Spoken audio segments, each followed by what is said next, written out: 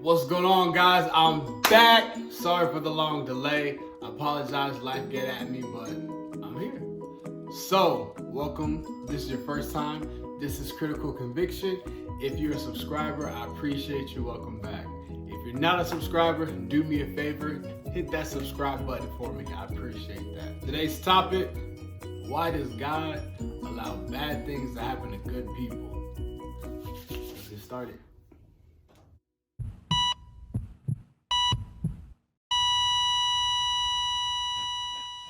All right, guys, so let's get right into it.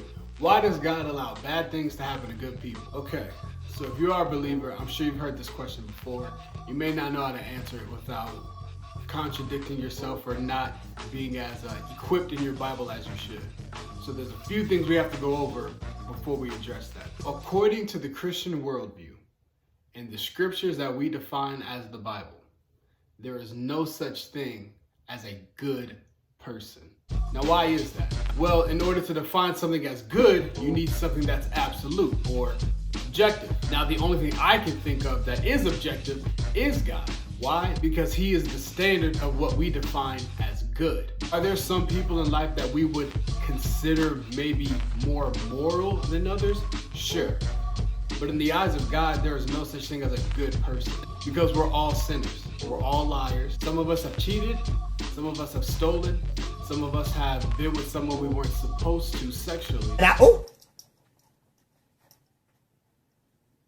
Some of us have murdered and a bunch of other commandments that we can get into on another time. So first we have to set the precedent of there's no such thing as good people. So now that we've addressed that, some people still might ask, well, why does God allow anything that's bad to happen? Fair statement. Let me ask you this. Let's say God intervened on all evil acts.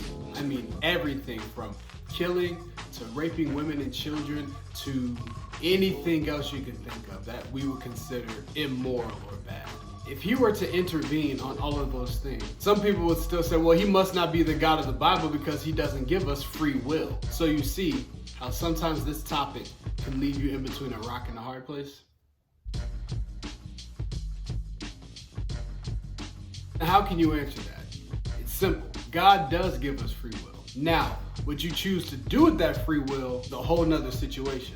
I think sometimes people forget that just because you do something doesn't mean that you're not going to go unpunished for it. It's hard for some people to see that because they don't directly see the punishment that God has. But that's not to say just because they weren't punished in this life doesn't mean that they won't get punished on Judgment Day. So there will be a time when everyone has to answer for every mistake, every sin, everything that they have done on this earth. And they will have to take an account for that on Judgment Day. So for us here living on earth, none of us know when that day is, so we grow impatient and we begin to believe that God isn't going to do what He said He will do. Something else we have to take into consideration, that when something bad happens, God uses something bad and uses it for something good. I'm sure we all have our own testimony, or even if you're a non-believer, there's something bad that might have happened to you or a family member and you saw something good come out of it. And at the end of the day, everybody, a question like this is really a matter of the heart, because you can give someone this answer and it can be to the best of your knowledge and ability, and it still won't be enough for some people.